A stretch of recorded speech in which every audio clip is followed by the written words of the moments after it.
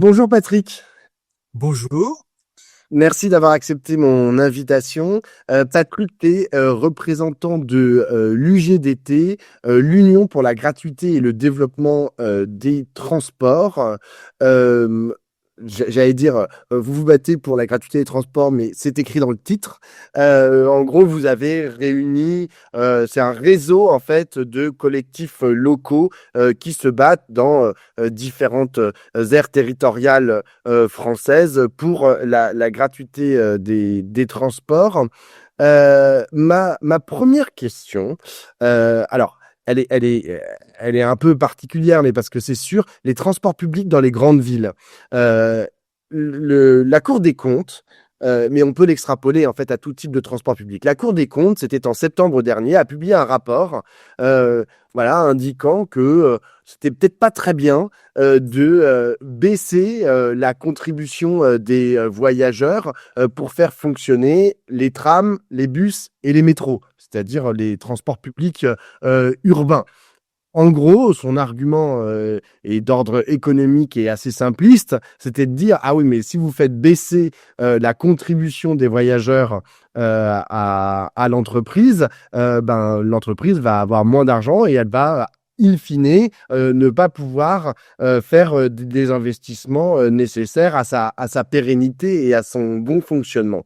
Euh, je sais que vous y avez répondu. Qu'est-ce que vous avez à répondre à ce type d'argument qui est le même que l'on peut retrouver pour, par exemple, les trains grandes lignes et d'autres types de transports publics?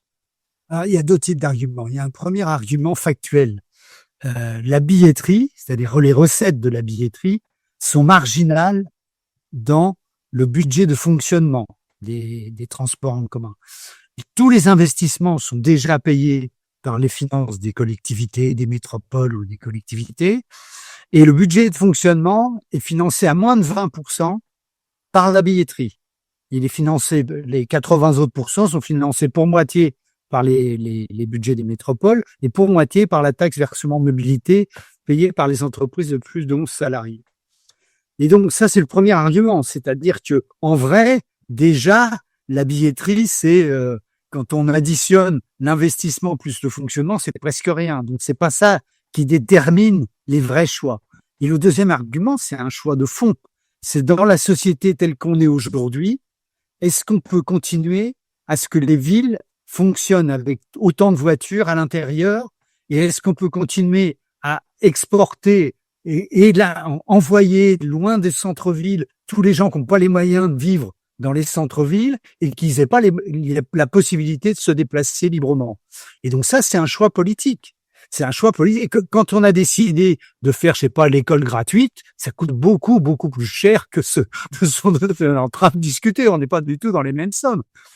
Quand on a décidé l'école gratuite, on a décidé que c'était important que tous les jeunes, quels qu'ils soient, puissent lire, écrire, voilà. Bon, bah, et là, on est dans la même situation. Est-ce que dans la situation actuelle des transports dans les grandes métropoles, hein, est-ce qu'il faut ou pas prioriser une véritable liberté à la mobilité et du coup la gratuité?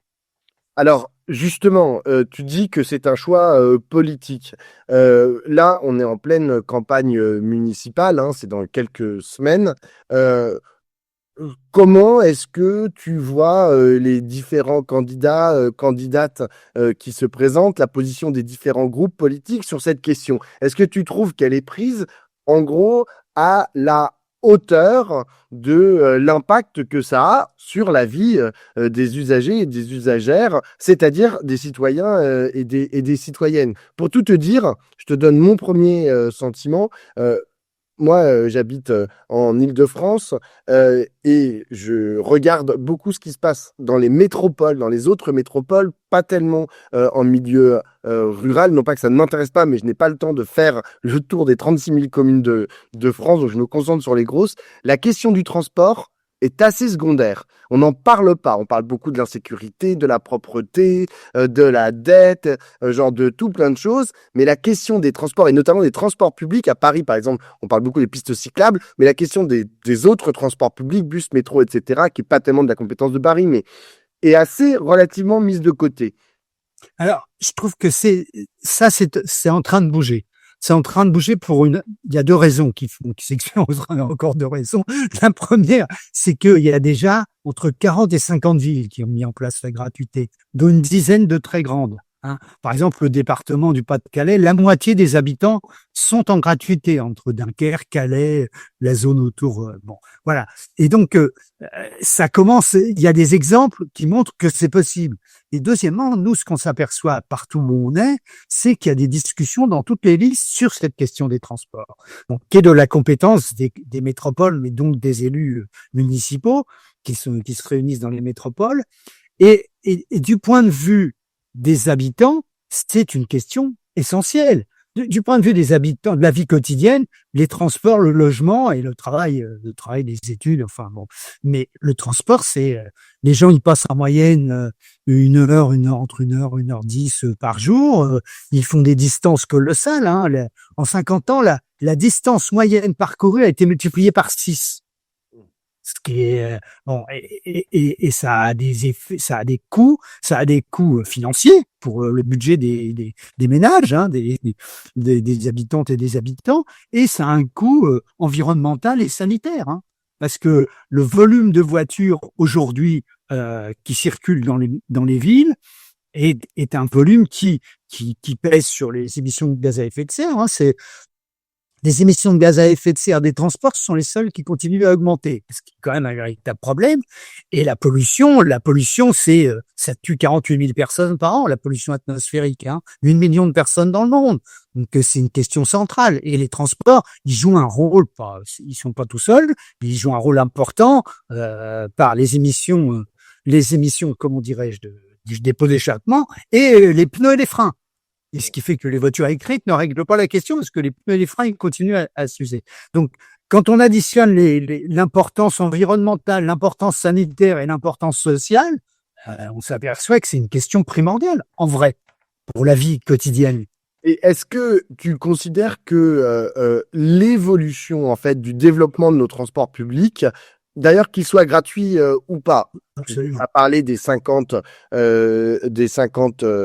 territoires, on va dire, où il y avait de la gratuité des transports publics. Il y en aura peut-être d'autres demain, mais on voit aussi que le transport public en général continue de se développer. Il y a peu de lignes de tramway, de lignes de métro. Alors maintenant, il y a des lignes de bus qui commencent à fermer, ce qui commence à poser des problèmes.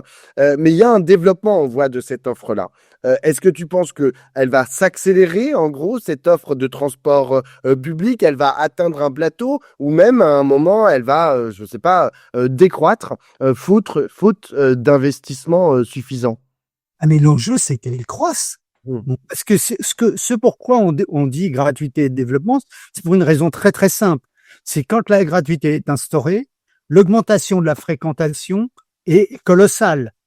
Pour donner un ordre de grandeur, Montpellier est en gratuité depuis 1 an et demi. L'augmentation de la fréquentation depuis le départ, c'est 30%. Dunkerque, en 6 ans, c'est, tiens-toi bien, 165%. Donc c'est évident que quand on a une augmentation de cette nature, il faut augmenter les lignes, il faut augmenter les fréquences, faut répondre à ça. Mais ce qui est intéressant, c'est que quand on met en place la gratuité, on a un appel qui montre que c'est un besoin effectif. Et si on veut répondre à ce besoin, il faut un développement massif des transports. Il faut que ce soit une priorité politique. C'est pour ça que je dis qu'on arrive à une décision qui est d'ordre politique. Est-ce qu'on a envie que dans les villes ou autour des villes, parce que en fait là on est en train de discuter de 80% de la population, parce que la métropolisation a un effet que en fait il y a les gens qui habitent dans les métropoles, puis il y a celles et ceux qui rentrent et qui en sortent tous les jours parce qu'ils habitent à 50 km autour des métropoles. On pourrait montrer une carte de France des habitats et une carte de France du travail ou une carte de France des universités ou des hôpitaux. On va comprendre que les gens ils ont pas le choix, ils sont obligés de se déplacer. Et si on veut résoudre le problème de leur déplacement, il faut un développement massif et une gratuité pour faire un effet de choc. Ce qui fait que chacune se dise, là, ça vaut le coup. Là, ça vaut le coup de prendre des transports en commun parce qu'ils servent à quelque chose, ils sont efficaces et puis ça change la vie. Ça change la vie. Question toute simple qui pourrait être d'ailleurs une question de la Cour des comptes. Plan de la gratuité, ça veut dire il va y avoir un manque à gagner, même s'il est mineur, de la part des entreprises pour faire des nouveaux investissements, puisque en plus la gratuité va augmenter le nombre de gens qui vont prendre ces transports en commun. Mais en plus, tu dis, il faut en plus des investissements. Donc il va y avoir plus d'argent.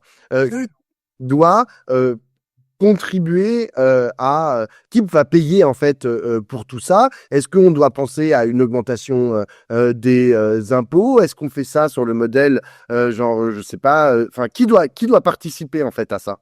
Alors, nous, on pense que c'est fondamentalement, il faut faire évoluer le versement mobilité, c'est-à-dire la taxe qui est payée par les entreprises de plus de 11 salariés. C'est une taxe qui est décidée par les métropoles et qui a un plafond qui est déterminé par la loi et le règlement. Bien. Par exemple, à Paris, c'est 3,2% de la masse salariale. À Rouen, où j'habite, c'est 2%. Dans la plupart des grandes métropoles, c'est 2%. Et on s'aperçoit que dans les 3/4 du territoire, les communautés de communes n'ont pas demandé de versement mobilité. C'est-à-dire qu'il n'est payé que dans les grandes métropoles, en vrai.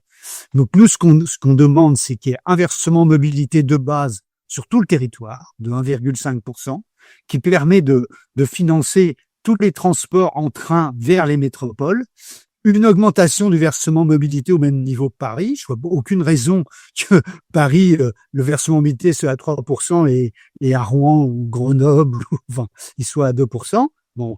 Et puis aussi, quand la gratuité se met en place, que le versement mobilité soit plus important parce qu'à ce moment-là, les employeurs économisent le remboursement qu'ils sont obligés de faire de 50% des abonnements des transports en commun. Bon. Et donc tout ça, ça fait beaucoup d'argent. Mais par ailleurs, pour les investissements, c'est une vraie priorité. Par exemple, les chiffres donnés par la métropole de Montpellier, qui est une métropole de 600 000 habitants, pardon, c'est pour qu'on ait des ordres de grandeur, hein, ce sont les chiffres annoncés par la métropole.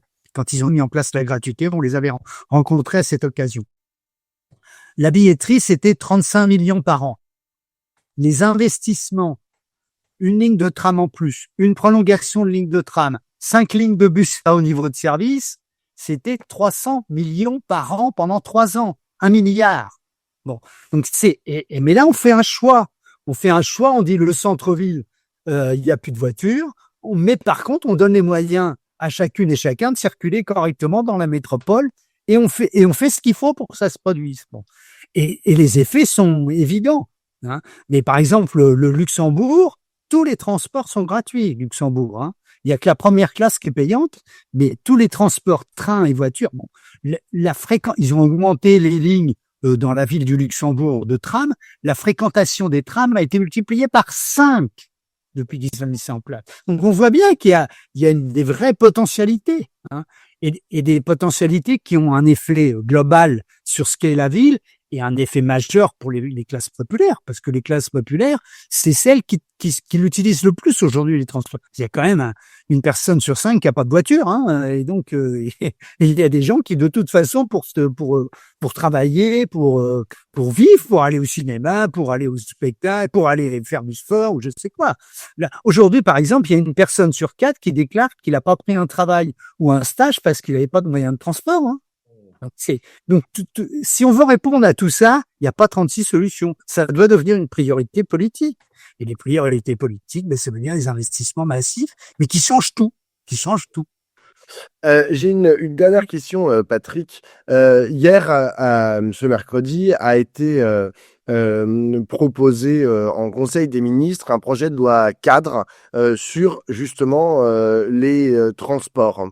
En gros, l'idée force de cette proposition, ce projet de loi cadre, c'est de piocher dans la manne financière que représentent les autoroutes pour financer des infrastructures qui sont un peu délaissées par-ci par-là, quoi. Et notamment le ferroviaire. Il n'y a pas de mention de la gratuité d'une quelconque manière que ce soit.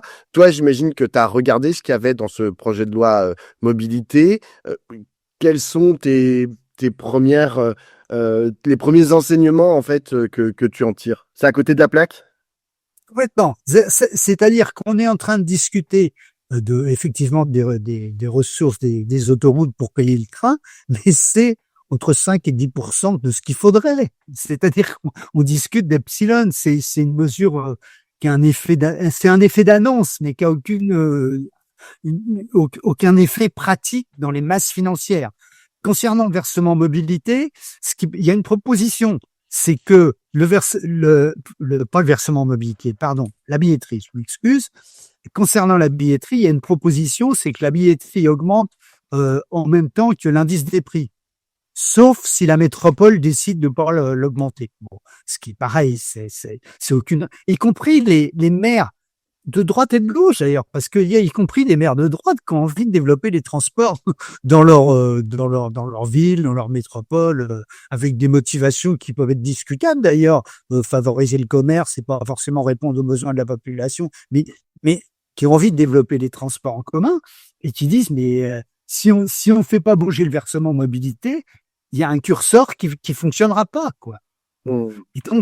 Et donc là il y a enfin bon, il y a eu toutes des échanges au niveau national sur la question des transports pendant plusieurs mois oui, l'année dernière, oui c'est ça. Et en fait, on a une loi qui ne répond que de manière marginale aux problèmes posés. Sur les chemins de fer qui sont enfin les investissements dans les chemins de fer aujourd'hui sont tellement limité depuis 30 ou 40 ans, que maintenant, ce sont des sommes colossales. Parce que quand c'est pas entretenu au fur et à mesure, ce sont des sommes colossales qu'il faut investir. Oui, avec en plus une nouvelle logique en fait qui est arrivée il y a quelques années, qui est la logique de la privatisation, qui vaut d'ailleurs pour les transports urbains comme pour les lignes de chemin de fer plus longues. Il y a des tentations en fait de vendre une partie de ce patrimoine qui auparavant appartenait au secteur public au sens large. Ça aussi, en fait, ça limite les possibilités d'un État planificateur voilà, gérer ces réseaux-là. Et on voit bien l'aberration des choix qui ont été faits. Parce que les transports en commun, c'est un réseau. Et donc, si on privatise ceux qui s'occupent des rails, ceux qui s'occupent de telle circulation, après, on ne sait plus qui est responsable des problèmes qui se passent dans le fonctionnement du réseau. Donc, il est évident que même les pays qui ont été le plus loin dans la privatisation, comme la Grande-Bretagne, sont en train de reculer parce que ils se sont aperçus que ça déstructure totalement tout le fonctionnement en réseau. Non, là, mais c'est sur les questions écologiques et sociales, il y a des choix à faire et ces choix sont pas faits là. Voilà, on fait de l'annonce, c'est tout. Alors, j'ai une toute dernière petite question, Patrick. Est-ce que tu as l'impression que ce combat tu m'as dit qu'il y avait de plus en plus de territoires où il y avait la gratuité des transports. Est-ce que tu as l'impression que ces propositions sont de plus en plus entendues ou au contraire, comme dans beaucoup de secteurs, ben là, il commence un peu à y avoir un backlash, tu vois, sur fond de ah bah désolé mes bonnes gens, il y a plus d'argent dans les caisses. Euh, je crois que c'est pas seulement un espoir, je pense que c'est une réalité. Je crois qu'il y a aujourd'hui en France, tous les 6 mois à 1 an, il y a un nouveau territoire qui passe en gratuité. C'est-à-dire que l'évolution aujourd'hui, elle est toujours dans ce sens-là. Mamdani à New York propose la gratuité des bus, par exemple, hein. Pas du métro, mais des bus. Bon, et dans tous les pays, il y a la même discussion. Et donc, dès lors qu'on veut répondre aux questions sociales, environnementales, sanitaires, il faut se préoccuper de la question des transports. Et le vrai choc, c'est le développement et la gratuité. C'est l'association des deux qui fait que quand on développe, on offre des moyens de transport efficaces pour la vie quotidienne, pour tout ce qu'est la vie, et que en même temps on dit ça coûte moins cher que la voiture, le choix il est vite fait, hein, et il se traduit immédiatement. Par exemple, à Dunkerque, l'occupation des places de stationnement du centre-ville a diminué de 30%.